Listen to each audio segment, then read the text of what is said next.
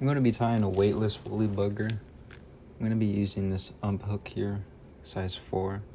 You can really use any streamer hook you want. I'm going with this one. For threading, I'm using this full mil 70 denier black thread. You don't want to use something too strong but too light. I think this is perfect. We're going to start just behind the eye of the hook and wrap all the way down into the point of the hook. And we can snip the excess.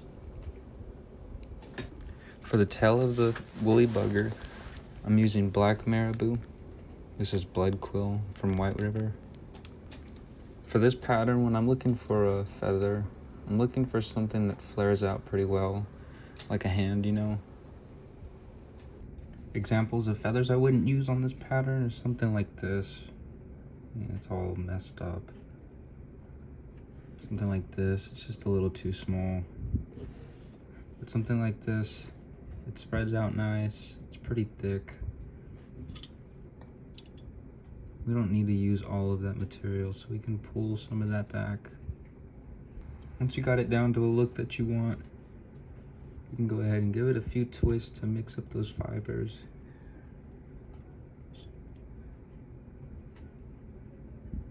Come in about half a shank length and tie it in from there.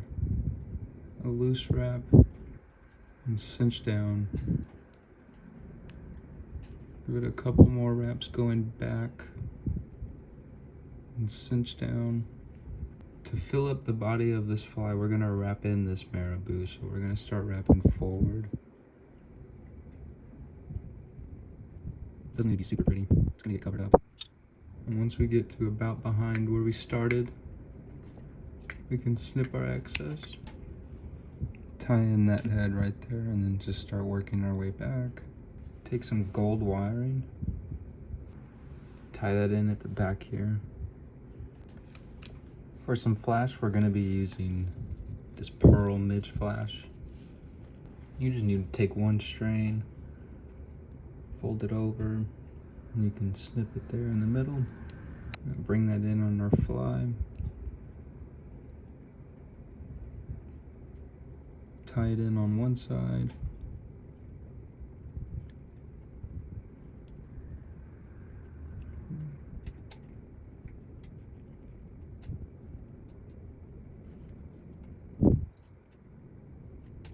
And we can fold it over to the other side.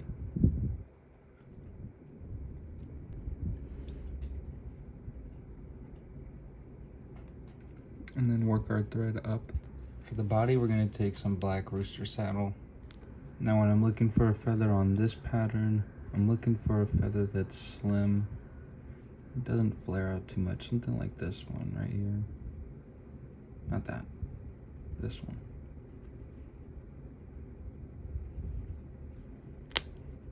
A bad example would be something like this. Something like this. We can go ahead and snip out this end here, the fluff. We can spread all these fibers back.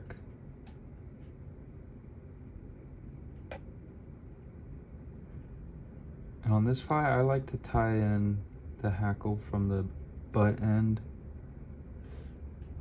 with the curve facing the back of the fly. I feel like this just allows the fibers to flow backwards better and it pulses better that way. Tie that in. And we can begin palmering from here, going backwards in a semi-tight loop.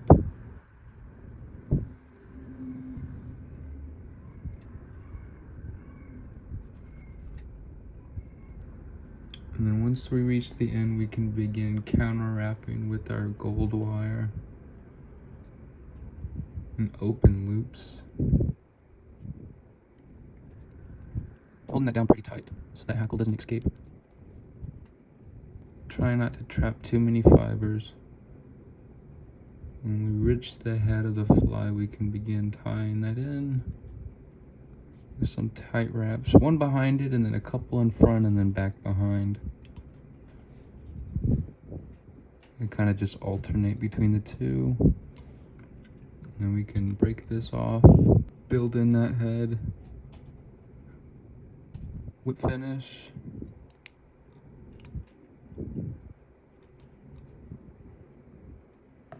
Pull that tight, snip the thread, snip our hackle, come in with some head cement. Just give it a few drops, nothing crazy. If you have some ugly fibers, don't be afraid to snip and pull those out.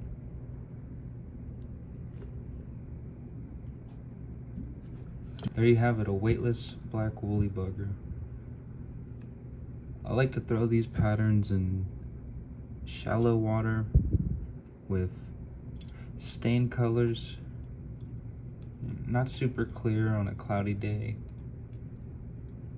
I've caught small panfish on this, bass. I mean, really anything that's chasing bait will smack this.